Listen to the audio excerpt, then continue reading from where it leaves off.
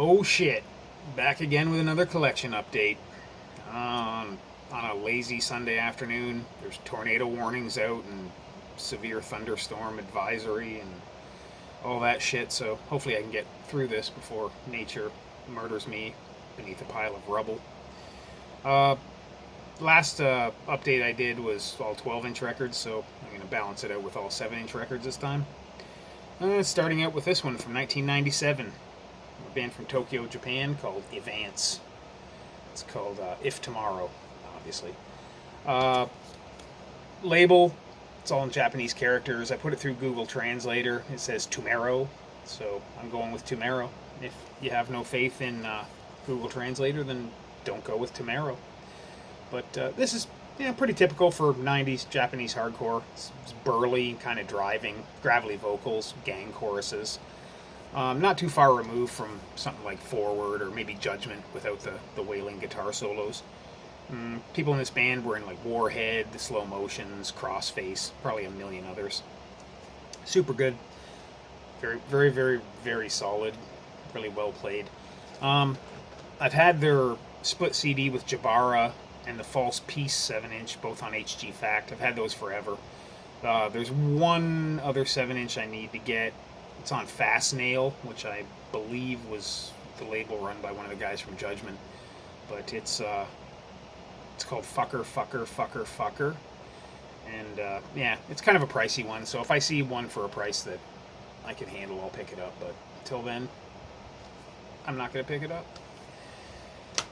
Next up, from 1996 on Slightly Fast Records. It's a split between Hellnation from Kentucky and Real Reggae from Kyoto, Japan. Hellnation, imagine if you will, a cockfight with a musical backdrop that consists of a set of silverware perpetually bouncing on a trampoline. And that's pretty much what you get with Hellnation. It's just blasting, unrelenting, screaming fucking madness. I saw them once at Trumbull Theater in Detroit. They were with Capitalist Casualties and I think Inept. But I remember being taken by the fact that the drummer did most of the vocals because he was giving her shit. Guitar player in this band is also the guy that ran Sound Pollution for so many years. Real Reggae, much in the same style, at least in the choruses. The verse parts are more of that kind of galloping, 90s crusty punk type thing. I like the later Real Reggae stuff better than this. They kind of found their stride after this record, I think. I remember I saw that Sound Pollution had Real Reggae hooded sweatshirts. And I was like, fuck yeah, I'll order one of those. So I ordered an XL. And then when it got to me, it would fit someone who wore an XL if they were a baby. It was the smallest fucking shirt I've ever seen. So now whenever I hear of Real Reggae, I just think of them as the band that sells hooded sweatshirts for babies. So anyways, yeah, check it out. Next up's a comp. It's from 1989 on a label called Sellout Activities, which I believe is German. It was the first pressing of it, though, was released on Hippiecore a year earlier in 1988. It's called Metal Gives Us a Headache. It's got an annoying sleeve that opens from the bottom to the top instead of side to side. Don't know why they do that. It's irritating. 6 bands, all American. It's got Subvert from Tacoma, Washington, who are awesome. I have their The Madness Must End 7-inch, except for mine didn't come with a booklet, and it irritates the fuck out of me, so I'm going to have to rebuy it someday. They remind me a lot of like Final Conflict. It's like, straight up well-played political hardcore. Maybe a little more raw than Final Conflict. Good band, though. Dissent from Rapid City, South Dakota, who I've always felt were underrated. Like, they're just a no-holds-barred, just straight-up, American hardcore band from the 80s. Later on, they kind of made a foray into that, that mid-period DC sound. That kind of made them a little less interesting to me, but still a good band.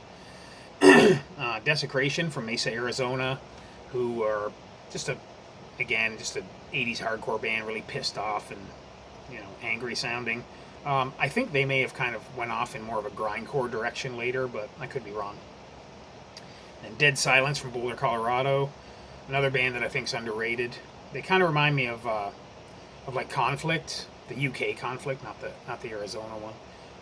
They kind of remind me of the UK Conflict mixed with, you know, like a American street punk kind of thing. It's they do it really well. Everything I've heard by them is awesome. So I don't know. I just don't think they ever got their due.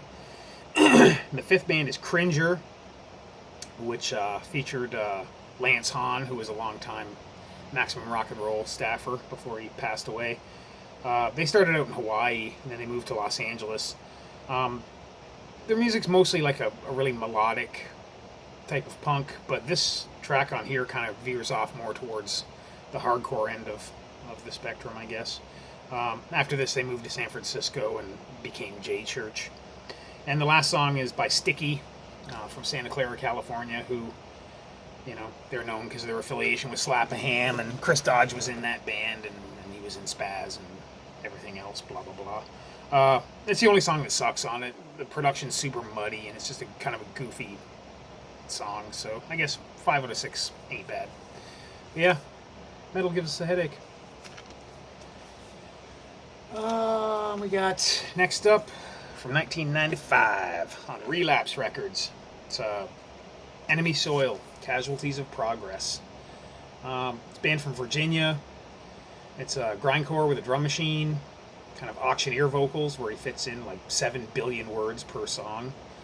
I did a show for these guys up here, you know, maybe a year after this came out. Super nice guys, good live band. For some reason, I have all their records, but for some reason this one I never got until now. It was just I was ordering for somebody on Discogs, and I just padded out the order with this because I figured, why not? Richard, the guitar player in this band, he's now in like Drugs of Faith. He may still be in Pig Destroyer. If he's not still in them, he was with Pig Destroyer. So, yeah, good band. Next up, the latest in my ongoing quest to get the complete Legion of Death Records catalog. Here's Legion of Death Records number 1, the Japanese Metal Destruction. It's a split between Terror Squad and Sabbat, whatever. Terror Squad I've never heard of. Like, obviously, as I said, both bands are Japanese, but Terror Squad I've never heard of. But the first song on this, Straight to Hell, Japanese version, is fucking great. It's, you know, thrash metal, but it still has like a pretty heavy dose of Japanese hardcore into it. It's awesome. I'm surprised I've never heard this band before. They have a lot of shit out, so I'm hopefully, you know, I can, you know, pick up some other stuff, and hopefully it's as good as the stuff on this. The Sabbat stuff on this, I don't know. They're like a black and thrash type band, and I have other stuff of theirs that's way better than this. This is probably the stuff of theirs I've heard that I like the least. And it's mainly because of the singer, because he just does like hysterical laughter in the middle of songs and stuff, and it just comes off as hokey and corny to me. So I'm not really into it, but Terror Squad totally makes up for it. But it's Legion of Death number 1, so that's pretty cool. It was kind of hard to find.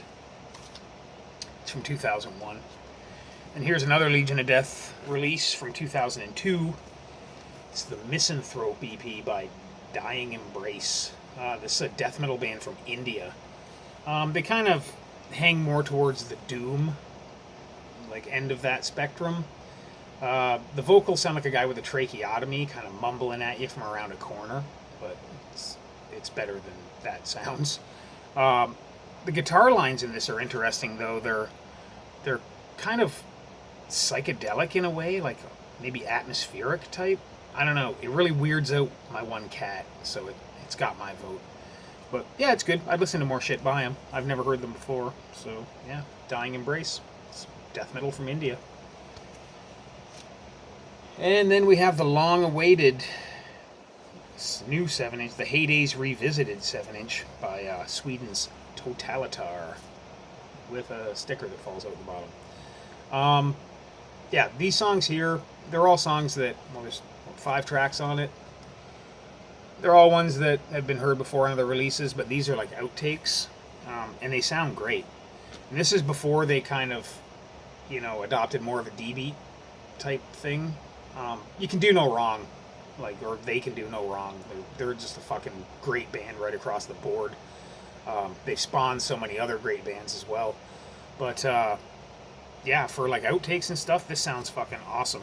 And it's just, it's just pissed off, screamy Swedish hardcore. It's like later on they would, like I said, adopt the D-beat sound into it more. But this isn't quite there yet. It's on Fight for Your Mind Records, which is a French label run by a guy who was in a band called Primitive Bunko, who I remember as being on like a million comps in the 90s. There's a million versions of this thing. Like, there's all kinds of different colors of it, and there's, some of them come with like a beer coaster and shit. Mine's just black vinyl. It's got a sticker. It's got a patch. Whatever. But yeah, good record. It's making rounds in the distros right now, so definitely pick it up because it's worth it. It's Totalitar, Heydays Revisited. Next, we'll stay in Sweden with a band called Paranoid, who have released a fair amount of shit in their existence. This is their newest 7-inch. It's from last year. It's called Kind of Noise. A D-beat band. They've got a heartier dose of metal in it than a lot of their contemporaries. This is on PND Records, so it's self-released. Yeah, good band. I saw them at Not Dead Yet a couple years ago, and they were fucking fantastic. Very solid musicians. I guess for the longest time, maybe they still do it. Every month they would release a tape that was like their covers of the month tape, and then there's some of those got put onto vinyl and stuff. So I don't know. Good band. I try and keep up with them, but they kind of release stuff often. So yeah, Paranoid. Next, from Toronto, it's a band called Last Agony. It's the self-titled 7-inch on Phobia Records. This here, it's got Chris, who's the singer from Absolute. He's on vocals for this as well. It's got Matt, who was in N Program and who ran a great venue in Toronto called Coalition. And there's somebody in here from Make No Gains, which is a Toronto kind of a punk hardcore band. This doesn't sound too far removed from Absolute. I mean, Chris's vocals are pretty distinct. It's just like Tom G. Warrior, throwing up. Yeah, the bass player was the guy that ran Wounded Paw Records, but I think he's out because he moved to the West Coast, so they've got a replacement, because I know they're about ready to release something else, an LP, I think, or something. I could be wrong on that though, but yeah, it's like Absolute. It just, Joel's not in the band, so you don't have the guitar craziness of Absolute, but yeah, it's kind of like a more scaled down Absolute. Still super raw, super guttural. So if you're into that shit, yeah, Last Agony. Next, a band from San Diego, California, called Therapy. It's on Atomic Action Records. They played Not Dead Yet a few years back. When I was going through trying to figure out what shows I wanted to go to, I'd never heard them, so I pulled up their Bandcamp and listened to it, and it was really good. And then they showed up, and it turns out that the singer is someone I knew because she used to live here in Ontario. She lived in Kitchener, which is just up the highway from me. She played in a band called The Mighty Atom that my old bands have played with. And then she went on to be in Conundrum, and then she moved to San Diego and started fronting this band. Their 12-inch before this is awesome. There's definitely a D-beat thing going on, but in this one they kind of pulled it back a little, and it's got kind of that, that current hardcore sound where it's just like 1-2 1-2 kind of stomping shit, and then they go into the D-beat that you would expect from it. Very good, very good actually. I was pleasantly surprised with this. So you can still find it in distros too, so definitely check it out. Therapy, good live band too. That's from this year. So next up, here's one from 2012. It's a band from Orange, California called Awetac. I've got a bunch of their shit. This is the Easy Rider Sessions Volume 3. I have the Easy Rider Sessions Volume 1, so I figured I better get this one when I saw it. But there is no number 2 that I'm aware of, so that kind of odd to me. Yeah, this was originally released in 2003. It was going to be put out on, or it was originally recorded in 2003 because it was going to be released on Crawl Space, but it never happened. So then King of the Monsters did this in 2012. The band sounds like I don't know, it's very Rorschach influenced. When they're going slow, they almost sound like a creepy version of Rorschach, very gnarled and, you know, methodical. I like them better slow than fast, but they do actually amp it up sometimes and kind of almost hit a grindcore stride with it. But yeah, it's pretty good. I pick up their stuff as I see it, but I don't really seek it out. Next up, it's a newer band from England called Sniffany and the Knits. It's the greatest Nits. It's on Thrilling Living. Came out this year. I got their demo a while back. It's really good. They remind me a lot of a band from Australia called Ubik that had a 12-inch released on Iron Lung not too long ago. Again, it's like the current punk, like the kind of stomping 1-2-1-2 punk. It goes from mid-tempo to up-tempo. The vocalist, she's got this thing about her vocal style that it's kind of like the raving kind of, hysterically raving type vocals. It's almost like patronizing, like she's poking at you. She kind of creates a mood with her vocal style, the same as the singer for Ubik. It's very good. It's kind of a goofy name and shit, but yeah, pick it up if you can. If you just like, hardcore punk that's not too over the top, then Sniffany and the Knits might be for you. Next up, here's a reissue. It's an old British band called Metal Mirror. It's English booze. It's backed with Rock and Roll Ain't Never Gonna Leave Us. Originally released in 1980 on M&M Records. This one's on the Dole.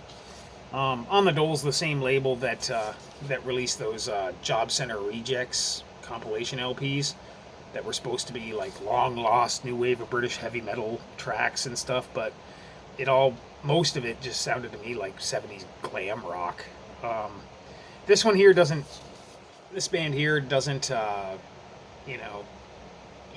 they don't sound like they come so much from the glam scene as just from the 70s hard rock scene. I don't know, the songs are too fucking long, and the drummer seems overzealous. It's like, yeah, I'm talking to you, Gary Hitchens. Tries to fit too many fucking fills in, so it almost makes the music sound like jumbled and sloppy. I don't know. And they've reversed the tracks on this. The original one seems that English Booze is the B side instead of the A side, so I don't know. It's not it's not essential, but whatever. If you're kind of a completist for anything that's new wave of British heavy metal, then pick it up. It's in the distros now. I've seen it in quite a few. Another reissue, a band from LA called Opus. It's Procedures, or actually I've seen it called Good Procedures, but it only says Procedures on the sleeve. So, and then it's backed with the Atrocity, which I'm pretty sure was comped on one of the Killed by Death comps. Band from LA. It's like sloppy, underproduced, weirdo rock and roll. It's not bad, but I mean, it's not the best of the Killed by Death stuff by any means. You have to get a fucking bank loan to buy an original copy of this. They were kind of a mystery when the record was first unearthed. If anybody's ever been to the Break My Face site, there's the story of it. I'll link it underneath because there's stories of like other bands, like similar bands where the records were found and no information was known about the bands, and then the guy doing it basically hires his friend who's a detective or something to track down these people and get more copies of the records and shit. But yeah, it was originally released in 1979 on Catatonic Records. This one's on Meat House Productions. So I mean, it's pretty good, but it's definitely a footnote in history of LA punk. Yeah, not bad. Buy it. Third and final of the reissues. It's an Australian band called Z-Cars. So this is Z-Cars, released by a Canadian label. I think they're from Quebec, Mean Bean Records. Originally released in 1980 on Agogo Records in Australia. 2 tracks, Is There Someone Out There and Girls Aren't Just Girls. I love both of these. It's like kind of, you know, almost a power pop without being quite as structured as power pop, I guess. The guitar is really scratchy and it's kind of buried in the mix. Apparently this was panned when it came out because the sound, like the production of it, but I think the production is actually kind of what gives it its charm. Yeah, it's super good. It's released on black vinyl and white vinyl. I got copies of each because it's in Canada and it's cheap to me. But yeah, pick this up for sure. It sold out really quick from the label, so if you can see it in online distros or whatever, then definitely pick it up because it's worth it, especially if you can tolerate, you know, punk with a little melody in it, or, you know, power pop without being quite as, you know, off the wall skinny tie, you know, goofiness as power pop, I guess. And then last is a new release. It's a band from Buffalo called Spit Kink. It's called Yes to Everything. Spit Kink's a duo. The male half of the duo is John Toohill, who did vocals in Radiation Risks, who got some attention for a minute or two. He also does a one-man project called Science Man that's cool. This is like synth punk. It's like weird synth punk.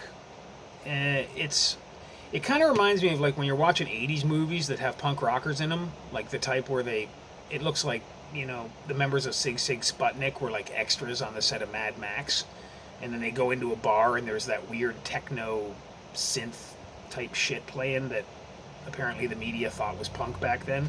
That's what this shit sounds like, and it's actually pretty good. I mean, I don't know that I'd listen to a lot of this type of stuff, but for what it is, yeah, it's pretty good. Keeps my attention. Just it's good enough for just an EP, you know. So it's on Feral Kid Records. It was released this year, so yeah, check it out if you want to expand your horizons to some weird synth punk. And that appears to be everything I have. So bye.